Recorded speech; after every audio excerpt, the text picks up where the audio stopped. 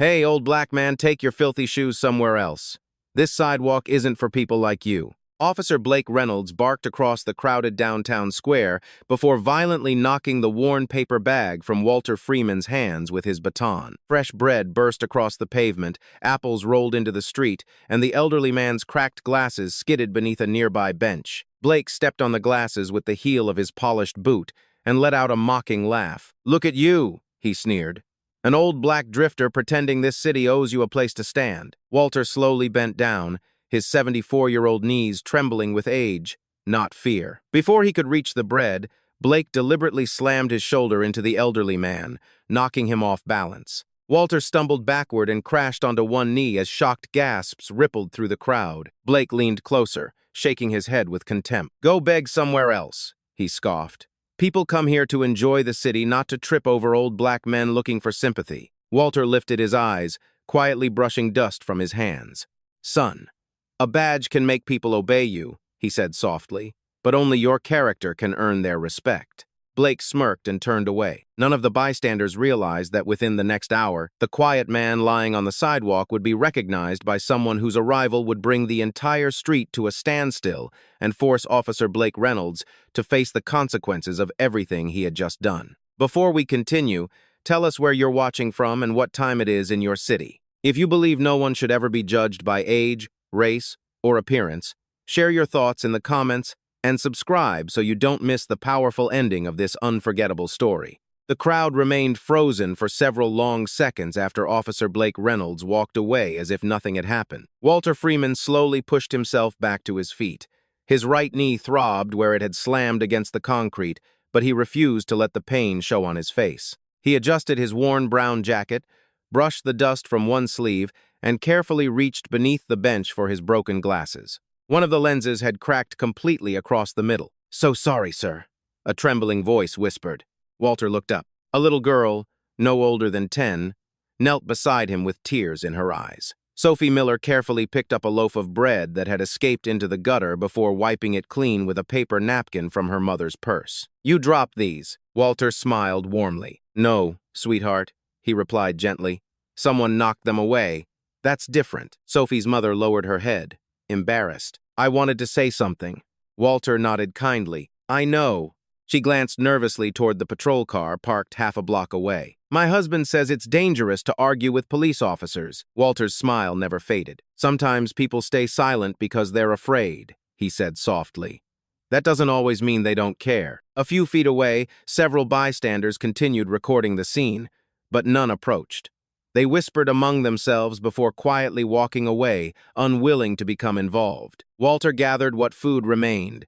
Nearly half the bread had been crushed beneath hurried footsteps. He sighed not because of his own humiliation, but because several hungry people would go without breakfast that morning. Every Tuesday for nearly 8 years, Walter had followed exactly the same routine. Before sunrise, he stopped at Thomas Reed's neighborhood bakery. Thomas always saved the unsold bread from the previous evening, refusing to throw away perfectly good food when Walter knew people who desperately needed it. From there, Walter visited Liberty Square, where homeless veterans and struggling seniors quietly gathered before the city became crowded. He never asked anyone why they needed help. He simply remembered their names. He remembered who preferred wheat bread instead of white, who suffered from diabetes, who needed reading glasses, who had grandchildren they hadn't seen in years. Kindness, Walter believed, began with remembering that every person had a story. That morning should have been no different. Instead, Officer Blake Reynolds had turned compassion into public humiliation. Across the street, Blake climbed back into his patrol SUV wearing a satisfied grin. His partner, Officer Jason Keller, glanced toward the rearview mirror. "Didn't that seem a little excessive?" Blake shrugged. "The city keeps telling us to clean up downtown." He wasn't bothering anyone. He looked like he was. Jason frowned. "That's not the same thing." Blake laughed. "Public perception matters. Tourists spend money. Investors watch neighborhoods. One old black guy sitting around with grocery bags doesn't exactly scream prosperity." Jason looked away. He had worked with Blake for almost a year. This wasn't the first complaint. It wasn't even the 10th. Blake believed authority meant never admitting mistakes. More than once, fellow officers had quietly warned him that arrogance could end a career much faster than poor performance. He never listened. "I'm telling you," Blake continued confidently, adjusting his uniform collar, The new captain's going to love officers who aren't afraid to keep order. Jason remained silent. He had heard very different stories about the incoming captain. Stories about fairness, about accountability, about discipline, about someone who judged officers by character instead of arrest numbers. Blake dismissed those rumors with a wave of his hand. Every new boss talks about integrity, he scoffed. Give him 2 weeks. They'll all want results. Meanwhile, Walter continued walking toward Liberty Square carrying what little food remained. As he entered the small park, several familiar faces smiled. Morning, Mr. Freeman. Good morning, Walter. Thought maybe the rain would have kept you home. Walter chuckled. It takes more than rain to stop breakfast. The group laughed. None of them noticed the scrape on his knee. None of them realized his glasses were cracked. He made sure they ate first. Raymond Ellis, a gray-bearded Army veteran, accepted a sandwich with both hands. You always remember I like mustard. Walter smiled. I remember because you told me about your wife making them that way. Raymond looked down. She passed away 12 years ago. And memories deserve to stay alive, Walter answered quietly. Not far away, Thomas Reed hurried into the park carrying another paper bag. I saw what happened, he said, breathing heavily. I baked another batch. Walter looked surprised. You didn't have to. Thomas shook his head. I wasn't replacing the bread. He looked toward the downtown street where Blake's patrol vehicle had disappeared. I was replacing what one man's cruelty tried to take away. Walter rested a grateful hand on Thomas's shoulder. Don't let bitterness grow where kindness belongs. Thomas smiled sadly. I don't know how you stay so calm. Walter looked across the park where people were sharing breakfast together. When anger controls one person, he said quietly, it doesn't have to control 2. Less than 3 miles away, preparations were underway inside Raleigh Police Headquarters. Uniforms were pressed. Conference rooms were filled. Command staff reviewed schedules. Everyone was preparing for the arrival of the department's newly appointed captain. His reputation had spread long before he ever walked through the building. He had dismantled corruption in his previous precinct. He had suspended decorated officers when evidence demanded it. He had once disciplined a lieutenant despite enormous political pressure. Rumors described him with one sentence. He protects the badge by protecting the people. Officer Blake Reynolds couldn't have been more excited. This is perfect timing, he told Jason while polishing his nameplate. I've been proactive all week. Jason looked at him carefully. Or reckless. Blake laughed. Same thing if nobody complains. At that exact moment, Jason's phone vibrated. A local community page had uploaded a video. The title read, Officer shoves elderly black man off sidewalk during morning patrol. Within 15 minutes, the video had already been shared hundreds of times, and it was spreading far faster than Officer Blake Reynolds could possibly imagine. By noon, the video had spread far beyond downtown Raleigh. It appeared on neighborhood Facebook groups, local news pages, and community forums. Thousands of people watched the same painful scene. An elderly black man kneeling on the sidewalk while a uniformed officer towered over him with unmistakable contempt. The comments came quickly. That officer should be suspended. Does anyone know who the old gentleman is? I've seen him feeding homeless veterans for years. Someone please identify him. But there were others. Maybe we don't know the whole story. Police don't do that without a reason. The debate grew louder with every passing hour. Walter Freeman, however, had no idea his face was becoming known across the city. His afternoon was spent exactly as every Tuesday should be. He visited the public library, returned 2 history books, and borrowed another about the civil rights movement. The librarian smiled warmly as always. Back already, Mr. Freeman?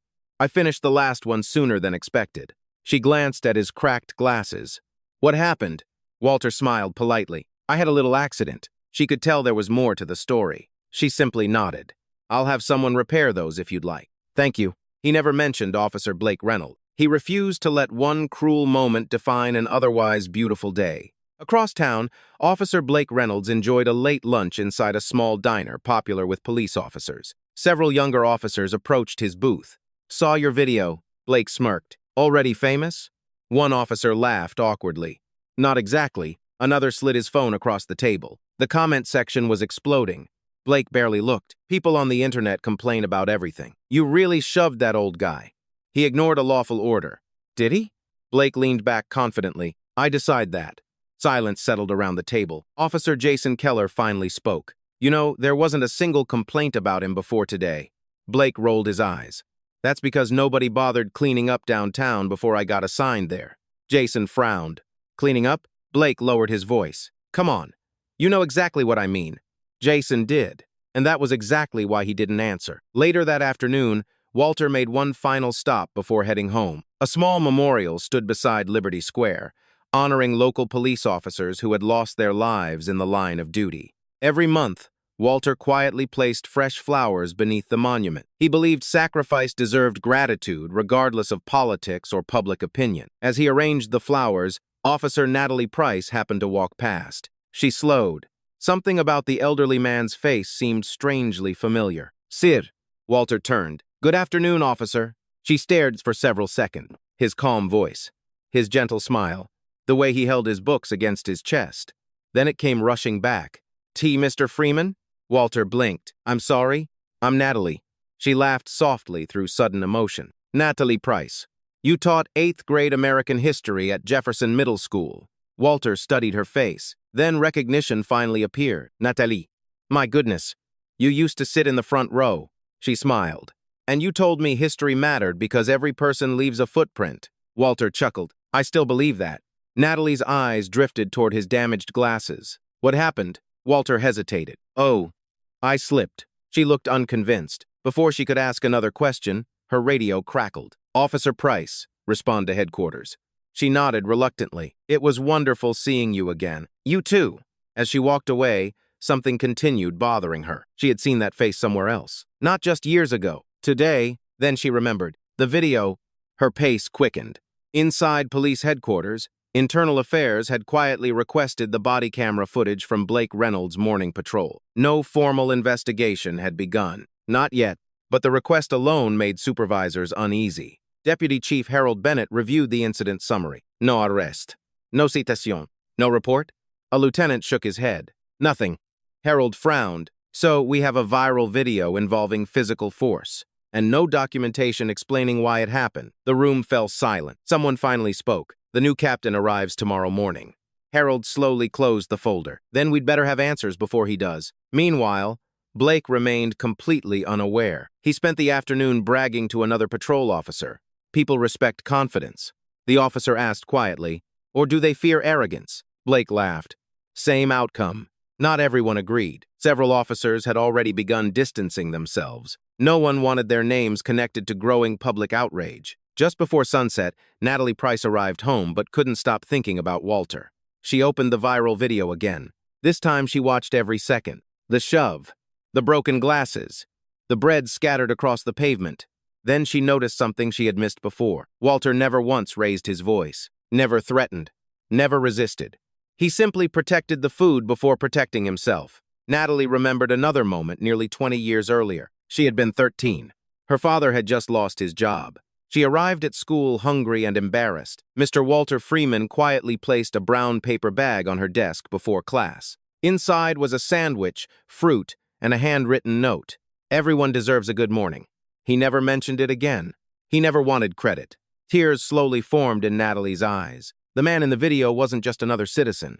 He was the teacher who had quietly protected hundreds of children without ever wearing a badge. She immediately reached for her phone. There was only one person she trusted enough to call, Deputy Chief Harold Bennett. When he answered, Natalie didn't waste a second. "Sir, I know the elderly gentleman from this morning." Harold listened carefully. "He's one of the finest men I've ever known." There was a long pause.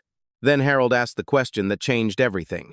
"Officer Price, would you be willing to put that statement on the record?" Natalie looked once more at Walter's gentle face frozen on her phone screen. Without hesitation, she answered, "Yes, sir. I'll tell the truth."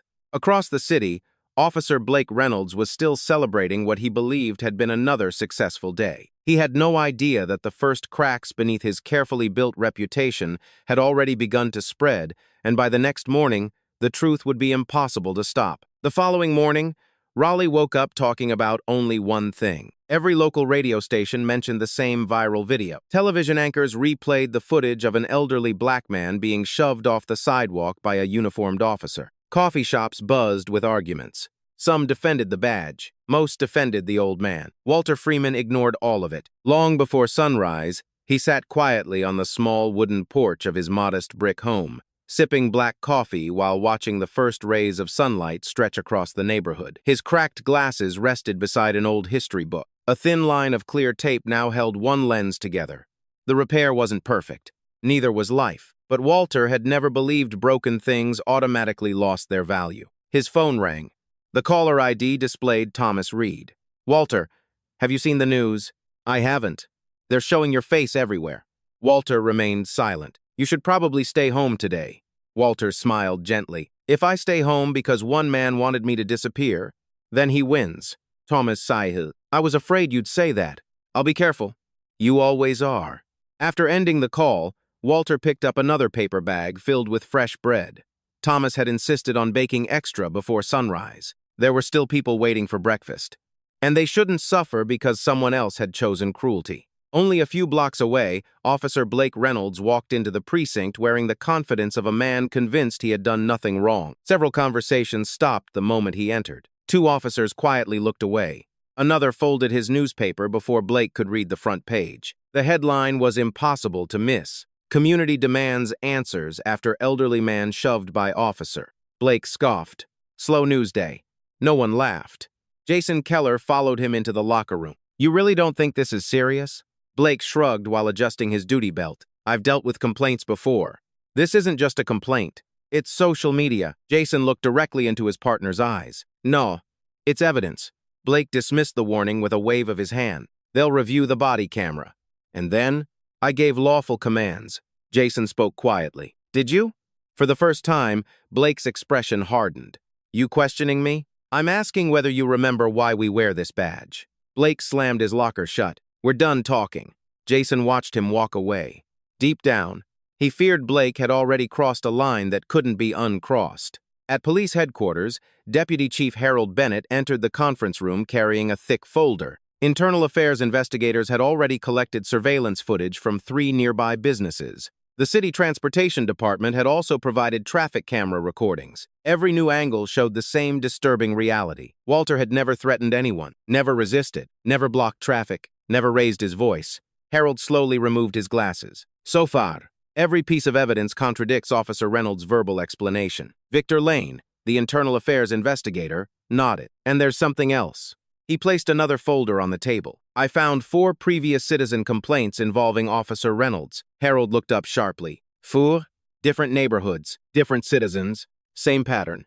Victor opened the file. "Using unnecessary intimidation, targeting elderly residents, escalating situations that didn't require force, witnesses unwilling to file formal reports after the encounters." Harold's face grew increasingly serious. "So this wasn't an isolated incident?" "No, sir. It may have simply been the first one caught clearly on camera." The room became uncomfortably quiet. Tomorrow morning, Raleigh's new police captain would officially assume command, and this investigation could become the very first major case on his desk. Meanwhile, Walter arrived at Liberty Square carrying breakfast.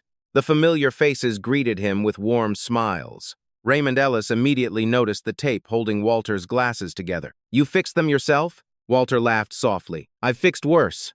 An elderly woman named Dorothy accepted a sandwich before shaking her head. "We all saw what happened." Walter looked surprised. "You did?" "My grandson showed me the video." "I'm sorry." Walter gently interrupted. "Don't be." She frowned.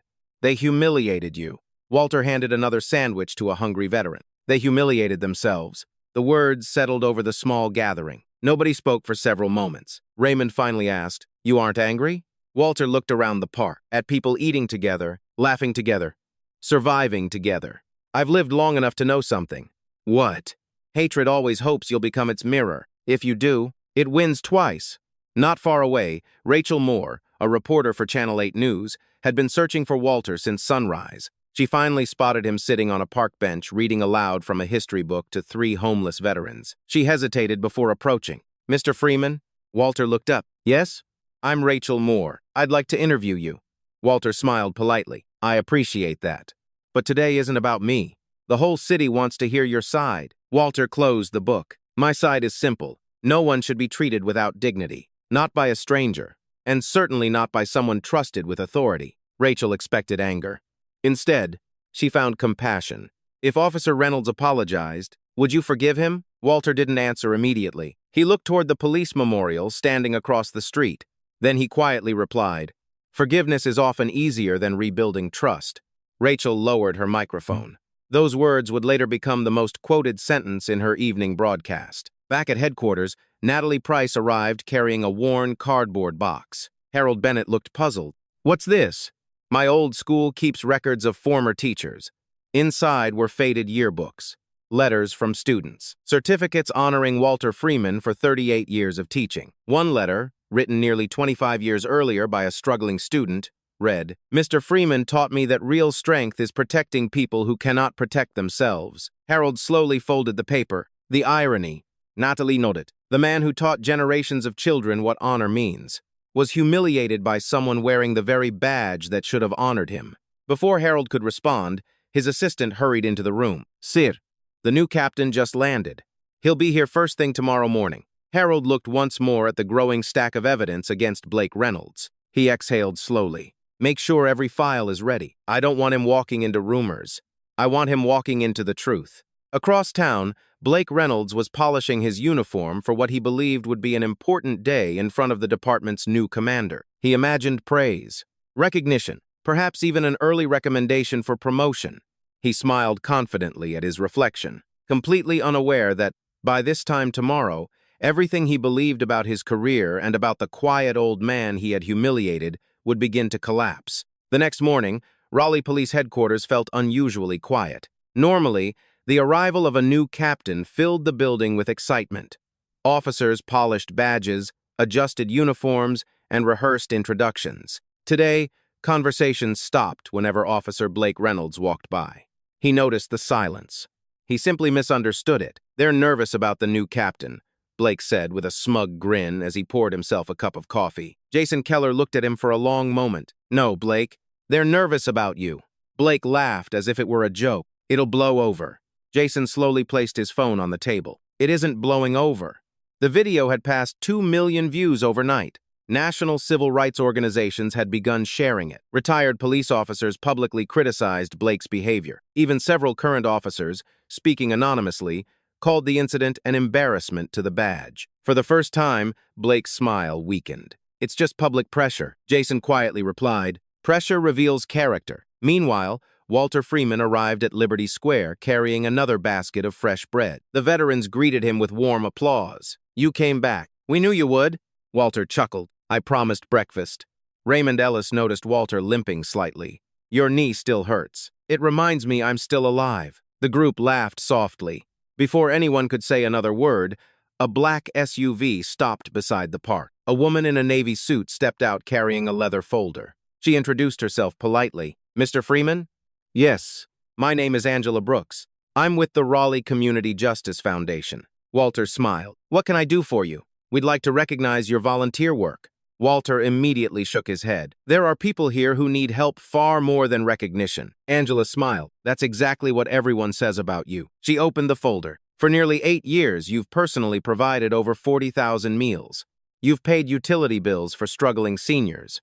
You've purchased school supplies for children. You've never accepted reimbursement." Walter looked genuinely uncomfortable. "I don't do it for records." "I know."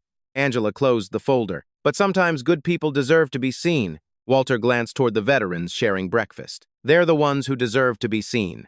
Angela quietly realized why everyone who met Walter spoke about him with such respect. Humility wasn't something he practiced. It was simply who he was. Back at police headquarters, Deputy Chief Harold Bennett gathered command staff inside the conference room. Victor Lane projected several still images from surveillance cameras onto a large screen. The footage was painfully clear. Frame by frame, everyone watched Blake deliberately shoulder Walter. The bread falling, the broken glasses, the shove, the mocking smile. Victor paused the video. "Notice Mr. Freeman's hands." Harold leaned closer. "They never leave his grocery bag." Victor nodded. "He never clenches a fist, never threatens, never even steps toward Officer Reynolds." Another investigator added, "We've synchronized 3 camera angles. Officer Reynolds' written explanation doesn't match any of them." Harold rubbed his forehead. "What about body camera audio?" Victor sighed. "It makes things worse." The room fell silent. On the recording, Blake's mocking tone was even more obvious than it had sounded in the viral video. One supervisor whispered, "Me God." Harold slowly closed the laptop. This investigation is no longer optional. Elsewhere in the building, Natalie Price sat quietly reviewing old-school photographs. Jason Keller walked into the office. "I heard you knew the man." Natalie handed him a faded yearbook. Jason smiled. "Mr. Freeman?" Natalie nodded. He taught almost everyone in my neighborhood. She pointed toward a handwritten quote beneath Walter's photograph. Character is measured by how you treat people who can offer you nothing in return. Jason stared at the sentence. The irony struck him immediately. Walter had taught that lesson decades earlier. Blake had violated it in less than 30 seconds. Jason finally asked, "What kind of teacher was he?" Natalie's eyes softened. The kind who noticed when children were hungry. The kind who stayed after school without asking for overtime. The kind who quietly paid for field trips, so nobody felt embarrassed. Jason looked down, and we treated him like. Neither of them finished the sentence. They didn't need to. At noon, Blake was called into Lieutenant Sandra Collins' office. She didn't invite him to sit. "Officer Reynolds." "Yes, Lieutenant. Internal Affairs has requested your complete patrol report." So why doesn't one exist?" Blake hesitated. "It wasn't an arrest. It involved force. Minimal force." Sandra folded her arm. "You understand departmental policy." Blake nodded reluctantly. "I was going to finish the paperwork today." "You mean after the video went viral?" Blake remained silent. Sandra's voice grew colder. "Blake, I've defended officers for 22 years. I can defend mistakes. I cannot defend dishonesty." For the first time since the incident, uncertainty flashed across Blake's face. "You think I'm in trouble?" Sandra answered honestly. "I think you should stop worrying about public opinion and start worrying about facts." Late that afternoon, Rachel Moore's interview with Walter aired across Raleigh. Millions watched as the elderly man calmly spoke beneath the shade of an old oak tree. "I don't hate Officer Reynolds," Walter said quietly. "I hope he becomes the officer this city deserves." The anchor looked surprised. "After everything that happened?" Walter smiled gently. "If anger is the only thing I pass on, then I've taught nothing." The interview ended. Social media exploded again. People expected outrage. Instead, they witnessed grace. Thousands of comments now focused less on Blake's cruelty and more on Walter's remarkable dignity. One message quickly became the most shared of the day. "The old man has shown more strength without a badge than the officer showed while wearing one." As evening settled over the city, a dark sedan quietly entered the underground garage beneath police headquarters. No ceremony, no cameras, no public announcement. A tall man stepped out wearing a simple Navy suit instead of a dress uniform. Captain Adrian Freeman had arrived 1 day earlier than scheduled. He preferred observing before being introduced. Deputy Chief Harold Bennett greeted him with a handshake. "Welcome to Raleigh, Captain." Adrian smiled politely. "Thank you. I apologize for the short notice." Harold hesitated. "I'm afraid your first day may be more difficult than expected. I've read the preliminary reports." Harold studied the captain's calm expression. "There is one detail missing from those reports." Adrian looked up. "What detail?" Harold slid the investigation folder across the desk. "We still haven't identified why the elderly gentleman refused to file a complaint." Adrian slowly opened the file. The first photograph showed an elderly black man kneeling on the sidewalk, gathering scattered bread with trembling hands. His expression changed instantly. He froze. His fingers tightened around the edge of the photograph. For several long seconds, he couldn't say a single word. Deputy Chief Harold Bennett watched Captain Adrian Freeman's face lose every trace of composure. For nearly 30 seconds, the room remained silent. Adrian's eyes never left the photograph. The image showed an elderly black man kneeling on the pavement, carefully gathering crushed loaves of bread while a young officer stood over him. Harold finally spoke. "Captain." Adrian slowly looked up. "Where did this happen?" "Liberty Square." "What time?" "Tuesday morning." Adrian nodded almost absent-mindedly before asking another question. "Has the gentleman been identified?" Victor Lane answered. "Yes, sir. His name is Walter Freeman." Adrian quietly closed the folder. "I know." Harold looked surprised. "You know him?" Adrian took a slow breath. "Our paths crossed years ago." It wasn't a lie, but it wasn't the whole truth either. He wasn't ready. Not yet. He had spent his entire career making sure no one inside law enforcement knew who his father was. Every promotion, every commendation, every transfer, he had earned without asking for favors. Walter had insisted on it. "If people salute you because of me," his father had once said, "they'll never respect the man you've become." That lesson had shaped Adrian's entire career. Now, it was about to become the greatest test of his life. Across town, Walter had just finished serving lunch at the veterans' shelter. The last tray had barely been cleared when Raymond Ellis walked beside him. "You seem distracted today." Walter smiled faintly. "I'm thinking." "About that officer?" Walter paused before answering. "I'm thinking about how quickly anger spreads." Raymond folded his arms. "Then maybe it's time somebody stopped it." Walter looked toward the American flag fluttering outside the shelter. I don't want revenge. I know. I want him to become better. Raymond shook his head. You're asking for more mercy than most people could give. Walter quietly replied, I've received more mercy than I deserved in my own lifetime. Before Raymond could answer, Walter's phone vibrated. A familiar name appeared. Adrian. Walter smiled warmly before answering. Good afternoon, son. Hi, Dad. Adrian's voice sounded unusually calm. How are you feeling? Walter chuckled. I'm 74. I hurt somewhere every morning. I'm serious. I know. Walter leaned against a nearby oak tree. I'm fine. There was a long silence. Then Adrian asked carefully, Did something happen downtown this week? Walter closed his eyes for a moment. News traveled fast. I'm guessing you've seen the video. I have. I'm sorry. Walter immediately interrupted. You have nothing to apologize for. I wear the badge now, and I don't. Walter's voice remained gentle. So don't carry someone else's mistake on your shoulders. Adrian swallowed hard. Dad, I'm asking you not to do anything because of me. I wasn't planning to. I know. Walter smiled. You've always done what's right. Promise me something. What? When you put on that uniform tomorrow, remember you're wearing it for every person in this city. Not just for your father. Adrian looked through the office window toward the flag outside headquarters. I promise. After ending the call, he remained standing in silence. Victor Lane quietly noticed the emotion in the captain's eyes. Everything all right, sir? Adrian simply nodded. Let's continue. Meanwhile, Officer Blake Reynolds remained convinced the worst had passed. His paperwork was finally complete. He believed proper documentation would protect him.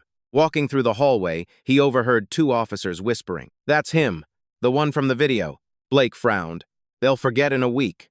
But they didn't stop talking.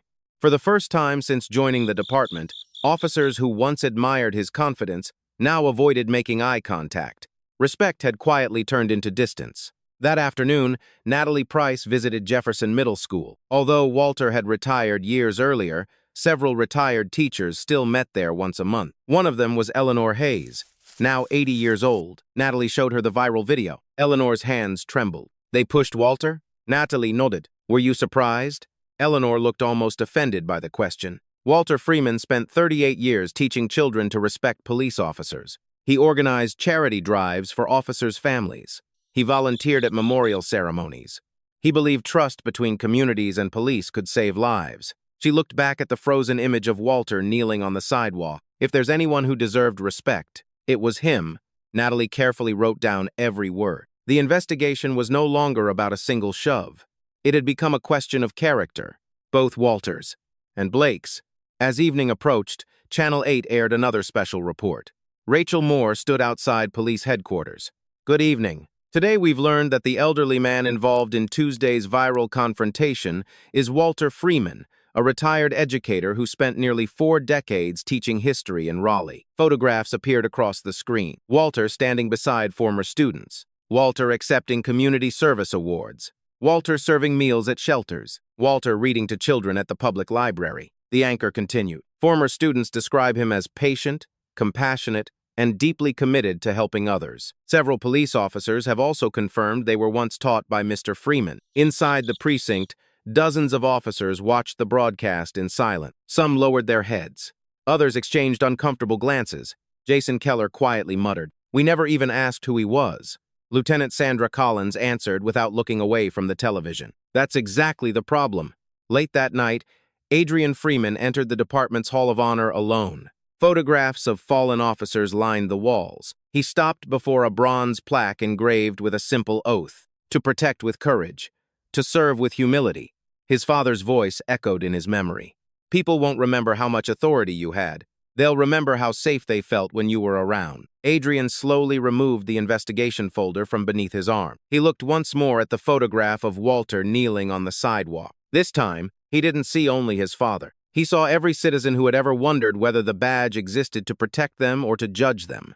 He quietly closed the folder. Tomorrow morning would be his first official day as captain, his first speech, his first command, his first test, and before the sun set again, the entire department would learn a truth that Officer Blake Reynolds had never imagined, a truth capable of changing every life inside that building forever. Thursday morning arrived beneath a sky of dark, gray cloud. Inside Raleigh Police Headquarters, Every officer stood in formation, awaiting the official introduction of their new captain. Officer Blake Reynolds had spent nearly an hour polishing his badge.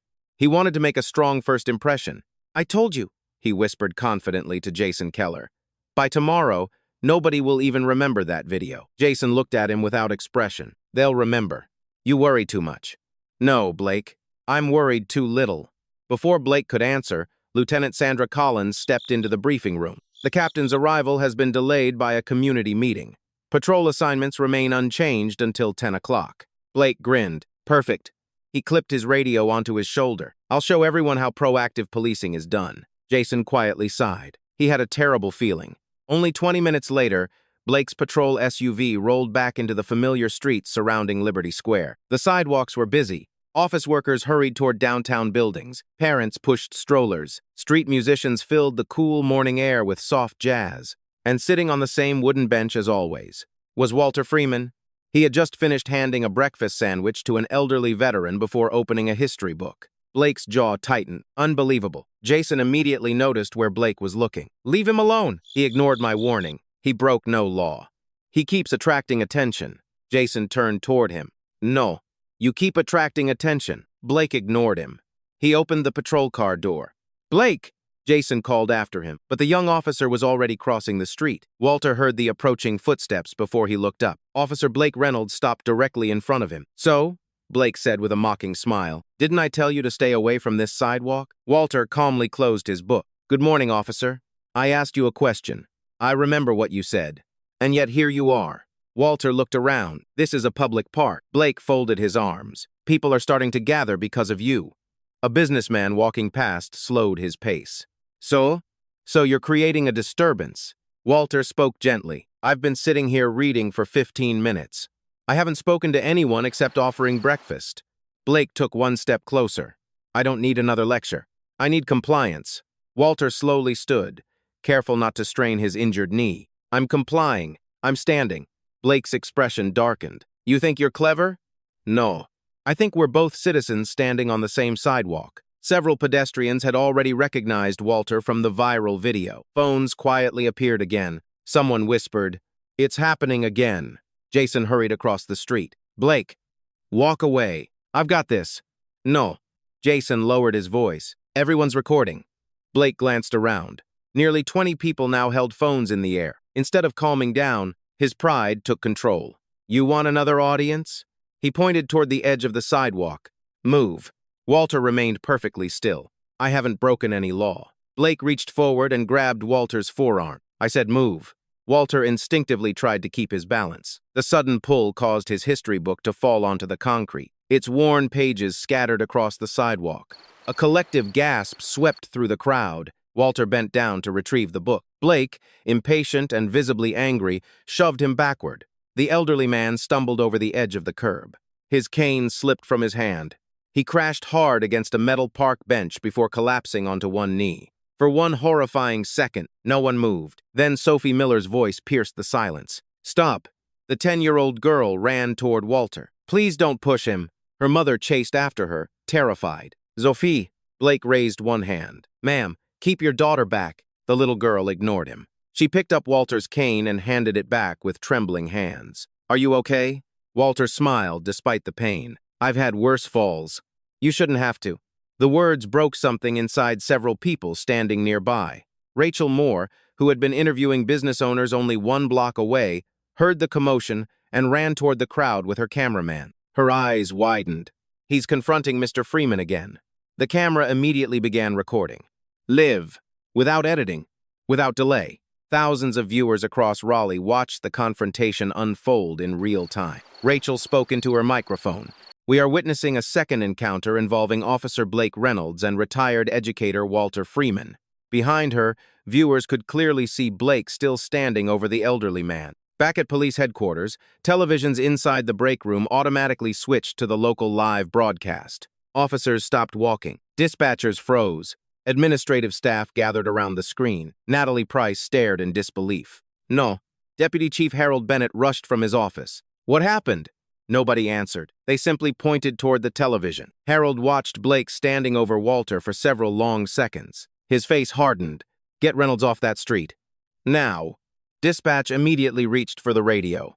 Unit 12. Return to headquarters immediately. Blake pressed the transmit button. Negative. I'm handling an active disturbance. Harold grabbed another microphone. His voice was firm.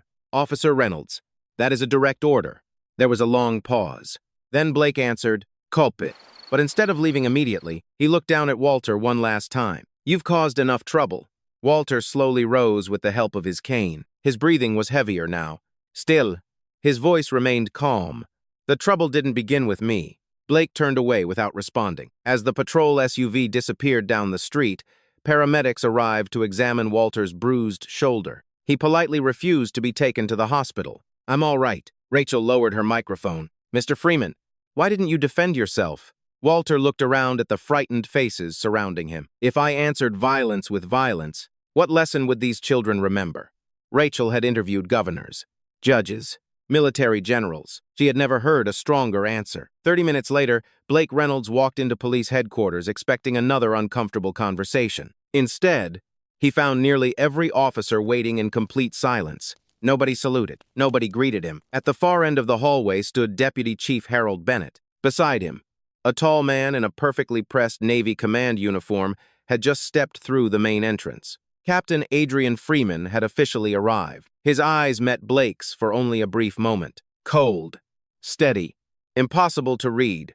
Then Adrian looked beyond Blake, toward the investigation file resting on the conference table, toward the television still replaying Walter's second humiliation, and toward a decision that would change the future of the Raleigh Police Department before the day was over. The conference room fell completely silent as Captain Adrian Freeman walked to the front without saying a word. More than 80 officers stood at attention. Officer Blake Reynolds straightened his posture, convinced the department's newest captain was about to address the controversy surrounding the viral video. Instead, Adrian calmly placed a thick investigation file on the podium. The sound echoed through the room. Good morning. His voice was steady. My name is Adrian Freeman. I believe in one principle above every other. The badge belongs to the public. If the public loses trust in us, then the badge becomes nothing more than a piece of metal. No one moved. No one even cleared their throat. Adrian slowly opened the folder. Yesterday, before officially taking command of this department, I reviewed an incident involving Officer Blake Reynolds. Blake swallowed. It involved an elderly citizen. A large television screen behind Adrian came to life. The body camera footage began to play. Every officer watched in uncomfortable silence. They heard Blake's mocking voice. Hey, old black man, take your filthy shoes somewhere else. The room remained motionless. The footage continued. Walter's bread scattered across the sidewalk. His glasses cracked beneath Blake's boot. The shove. The fall, the frightened cries of bystanders. When the recording ended, Adrian didn't immediately speak. He let the silence do its work. Finally, he asked one question. Does anyone here believe this reflects the oath we took? No hands moved. Not one. Blake cleared his throat. Captain, Adrian looked directly at him. You wish to say something? Yes, sir. I believed Mr. Freeman was creating a disturbance. Adrian nodded. Did you include that in your report? Yes, sir. Victor Lane quietly stood from the back of the room. Captain, with permission. Granted. Victor projected synchronized footage from 3 security cameras. Each angle showed the same thing. Walter had been sitting quietly, reading, speaking to no one, threatening no one. Victor spoke calmly. The written report states the citizen repeatedly refused lawful instructions. He advanced another frame. This footage shows no such refusal. Another click. The report also states Officer Reynolds used only minimal contact. Another angle appeared. It clearly showed Blake driving his shoulder into Walter before shoving him backward. The room grew even quieter. Victor closed the presentation. The physical evidence contradicts the report. Blake felt the eyes of every officer in the room. For the first time, confidence abandoned him. Adrian folded his hands. Officer Reynolds. Yes, Captain. I've reviewed your personnel file. Blake nodded nervously. I've also reviewed 4 previous citizen complaints. Blake's face lost color. They were never sustained. No, they weren't. Adrian paused, but now they deserve another look. Lieutenant Sandra Collins added another folder to the table. We've already contacted each complainant. 3 have agreed to cooperate. Blake looked stunned. What? Sandra answered firmly. They were afraid no one would believe them. They believe that now someone finally will. At that exact moment, there was a gentle knock at the conference room door. Deputy Chief Harold Bennett stepped inside. Captain, the gentleman you requested has arrived. Every officer turned toward the entrance. Blake frowned. "The gentleman?" Adrian nodded once. "Please invite him in." The room became so quiet that even the air conditioning could be heard. The door slowly opened. Walter Freeman entered wearing the same modest brown jacket. His repaired glasses still held together by clear tape. His bruised shoulder remained stiff. His cane clicked softly against the polished floor. Several officers immediately recognized him from the video. Some lowered their eyes in embarrassment. Others stood a little straighter out of respect. Walter looked around the room. He seemed almost uncomfortable being the center of attention. "I hope I'm not interrupting." Adrian's expression softened for the first time all morning. "Not at all. You arrived exactly when I hoped you would." Walter smiled politely. "I only came because you asked." Blake stared at the elderly man. His stomach tightened. Something about the conversation felt strangely personal. Adrian walked away from the podium. Each measured step echoed through the silent room. He stopped only a few feet from Walter. No one understood what was happening. Not Harold. Not Victor. Not Jason. Not even Natalie. Adrian looked into Walter's tired eyes. "How's your shoulder?" Walter smiled faintly. "It'll heal." "And your knee?" "I've survived worse." Several officers exchanged confused glances. Why would the new captain ask such personal questions? Walter noticed dozens of puzzled faces watching them. "You have a beautiful department," he said quietly. Adrian answered with visible emotion. "I'm still trying to make it worthy of the people it serves." Walter nodded. "I know you will."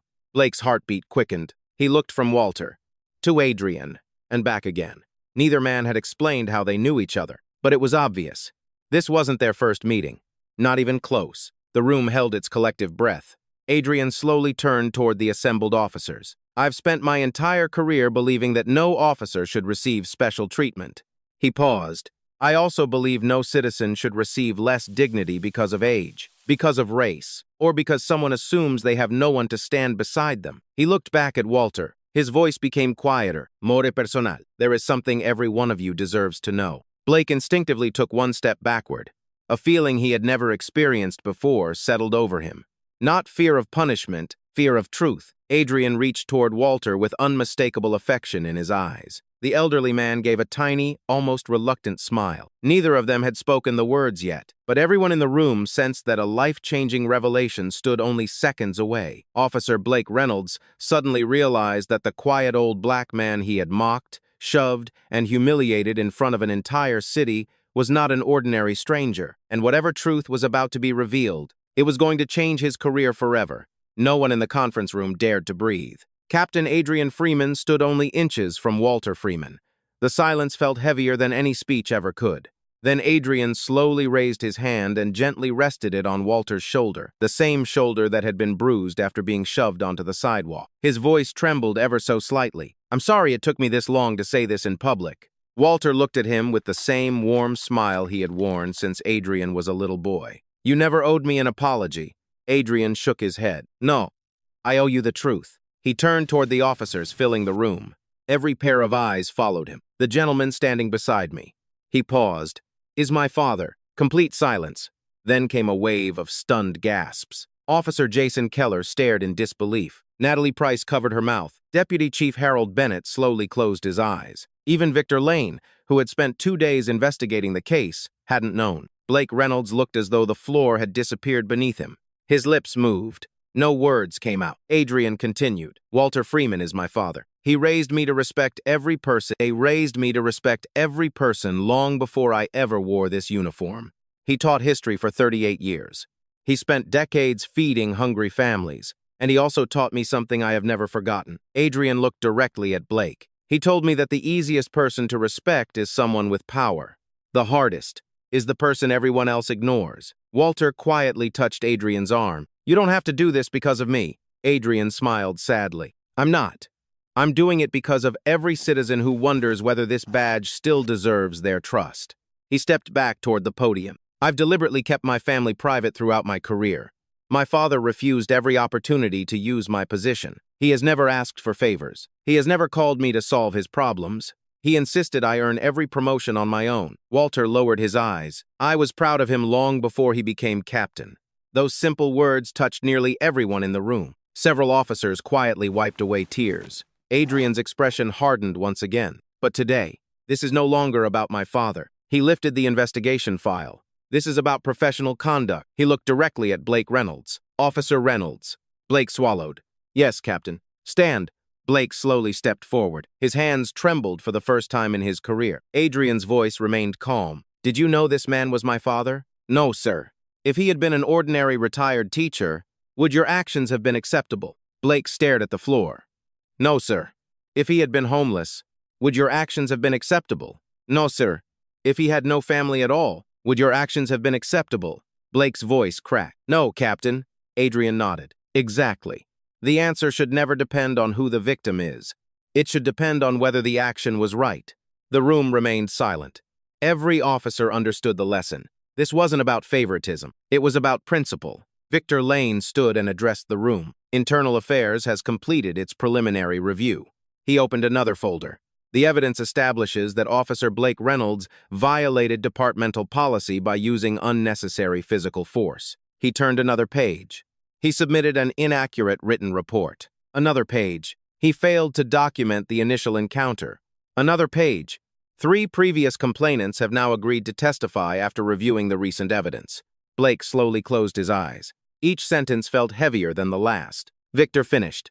A formal disciplinary board unanimously recommends termination proceedings. No one argued. No one objected. Harold Bennett stepped beside Adrian, pending the final hearing. Officer Blake Reynolds, you are immediately relieved of duty. Sandra Collins approached quietly. Officer, please surrender your badge. The words echoed through the room. Blake reached toward his chest. For years, he had worn the silver badge with pride. Now his fingers hesitated. Slowly, he unclipped it. The metal seemed far heavier than it ever had before. Sandra accepted it respectfully, not with anger, not with triumph, only sadness. Because every lost badge represented a public trust that had been broken. Blake looked toward Walter. The elderly man had every reason to celebrate, every reason to demand revenge. Instead, Walter slowly walked toward him. The room watched in complete disbelief. Blake could barely lift his head. His voice failed. He tried again. I'm sorry. Walter looked into the young officer's eyes for a long moment. I believe you are. Blake began to cry. I destroyed everything. Walter gently shook his head. No. You made terrible choices. Those choices have consequences. But they don't have to become the end of your story. Blake looked stunned. After what I did, you still believe that? Walter nodded. My greatest hope isn't that you lose your career. It's that you finally understand why you wanted this career in the first place. Several officers quietly looked away, overwhelmed by the moment. Adrian watched his father with unmistakable admiration. He had investigated violent crimes, led tactical operations, faced armed suspects. Yet nothing had ever required more courage than the compassion Walter displayed at that moment. Adrian turned toward the assembled officers one final time. Let today be remembered for one reason. Not because my father was the victim, but because every citizen deserves the same dignity he showed the officer who wronged him. He looked around the room.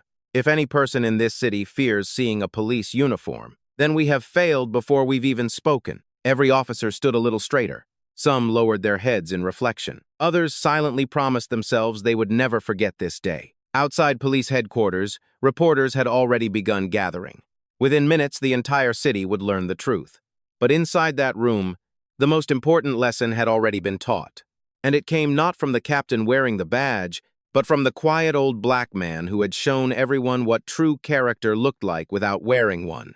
The news spread across Raleigh before the afternoon was over. Every television station carried the same headline. Police captain reveals elderly man humiliated by officer was his father, calls for equal justice for every citizen. But what captured the city's attention wasn't the family connection. It was what happened after it. Captain Adrian Freeman refused every suggestion that his father's case should receive special treatment. During the afternoon press conference, reporters crowded the steps of police headquarters, microphones stretching toward him from every direction.